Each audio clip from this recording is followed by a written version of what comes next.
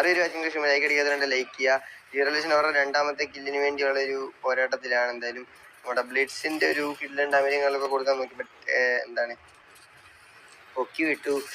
And okay nice ഡാമേജും കാര്യങ്ങളൊക്കെ കൊടുത്തു. And കിടിലൻ സപ്പോർട്ട്, ബാക്ക് സപ്പോർട്ട്. ഓക്കെ ഏതാണ് ടീം? ഓപ്പോസിറ്റ് കിടിലൊരു ടീമാണ്. എന്തായാലും നല്ല ഹിറ്റിങ്ങുകളൊക്കെ ജീറോലേഷൻ കൊടുത്തു. രണ്ടാമത്തെ പ്ലെയറിനെ ജീറോലേഷനെ ഡൗൺ ആക്കിയിട്ടുണ്ട്. ആൻഡ് ഇനി ഫൈറ്റ് മൂന്നാമത്തെ പ്ലെയറിനെ ഡൗൺ ആക്കിയിട്ടുണ്ട്, ജെറി 69.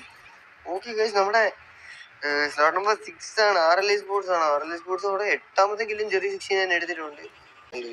ഒരു സൈഡ് റഷ് ചെയ്യുവാണ് 8.